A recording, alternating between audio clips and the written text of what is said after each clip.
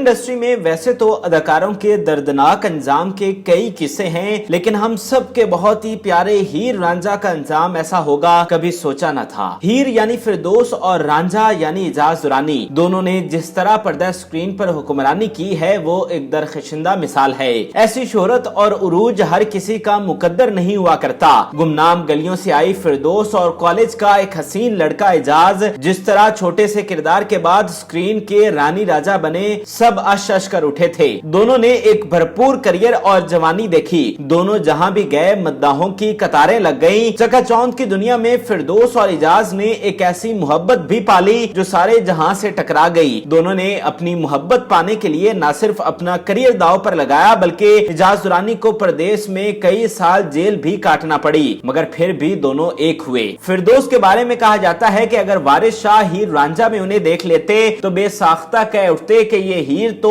उनके तस्वुर से भी ज्यादा खूबसूरत है। और एजाज ने ऐसा शबाब देखा कि नूर जहां उन्हें देखकर बेसाख्ता कह उठी कि ये चांद कहां से निकला है। मौत और बुढ़ापा बरहक है, हर किसी पे आना है, मगर हीर रांझा ऐसा इबरतनाक अंजाम देखेंगे किसी के वहमो गुमान में भी ना था। आज फिल्म इंडस्ट्री की हीर ऐसी दर्दनाक हालत में अस्पताल में शायद अपनी आखिरी सांसें ले रही है, जबकि उसका रांझा अपनी यादाश्त खो बैठा है। न चलने के सकत है और न बोलने को जुबान साथ देती है। ज़हनी तवाज़ुन बिगड़ने पर ऐसी हरकतें करता है कि इंसान के रोंगटे खड़े हो जाएं। आज की इस बहुत ही खुसूसी वीडियो में हम आपको बड़े ही अफसोस से हीर रांझा के दर्दनाक अंजाम के बारे में बताने वाले हैं जो उरूजो ज़वाल की बहुत बड़ी मिसाल हैं। तो लोकल काम है मेरे लिए थे तुम की पिएगा लस्सी की शरबत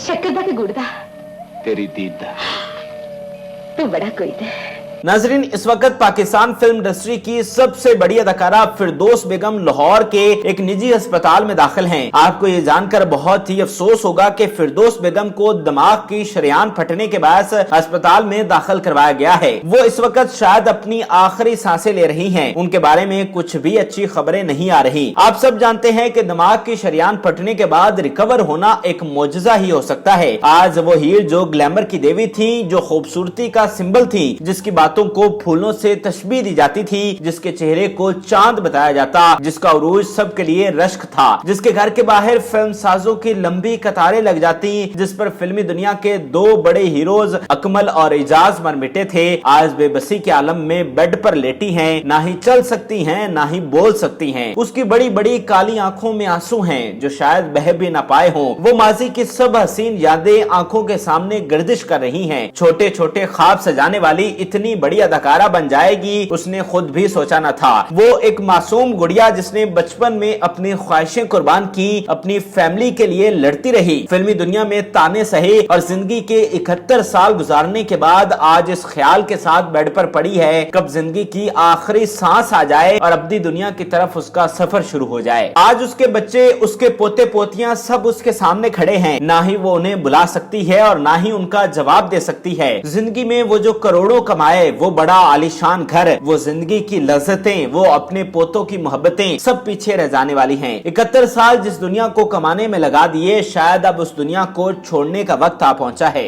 तेरी वंजली सुन के मेरा दिल कहता है तू तख्त हजारेदार आ जाए। इत्थे किस तरह है तेरे लिए उनमें खौल छड़ ते असल गल दस।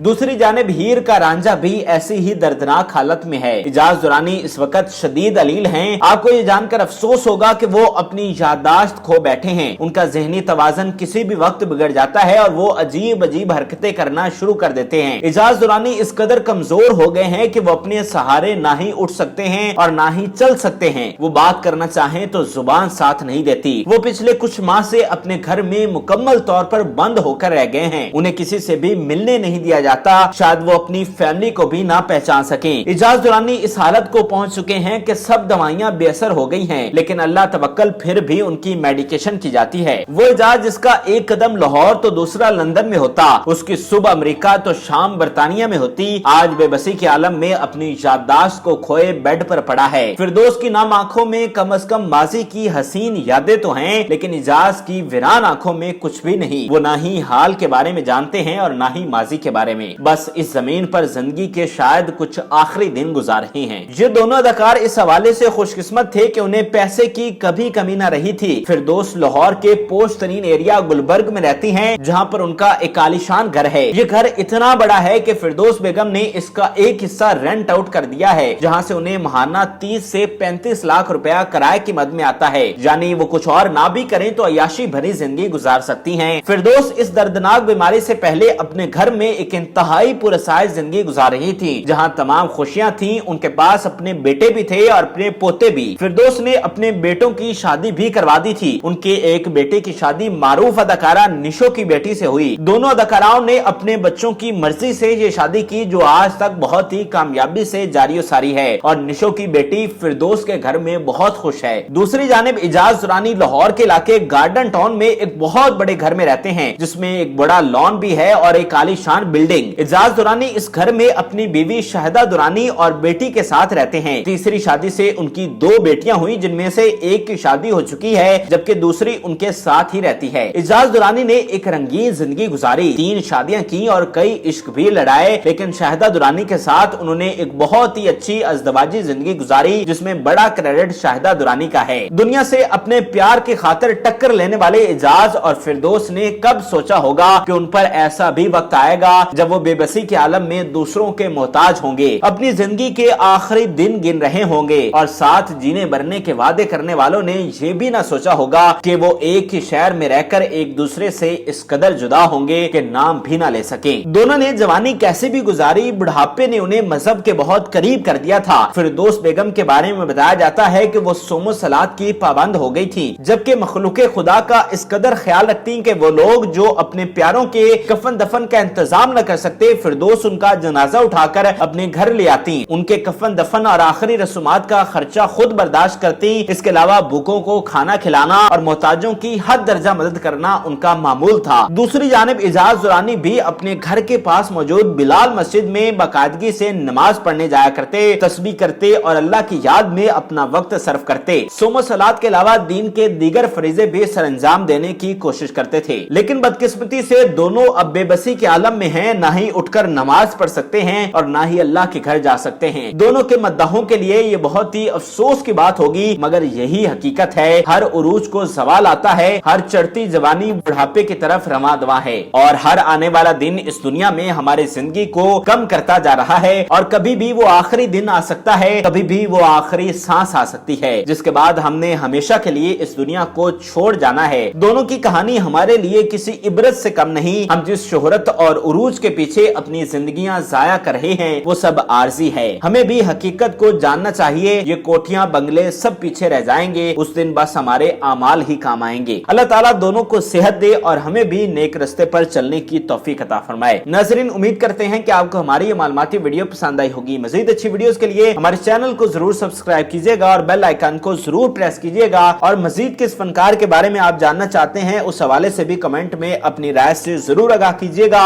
और इस वीडियो से मुताल्लिक भी अपनी राय कमेंट में जरूर बताइएगा।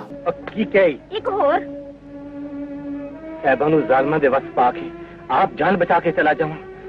साहबान की कवेगी मिर्जा जट का पुत्र होकर ड्राकल निकलिया है, लाउनिया जानदा सी निभानिया नहीं सी जानदा।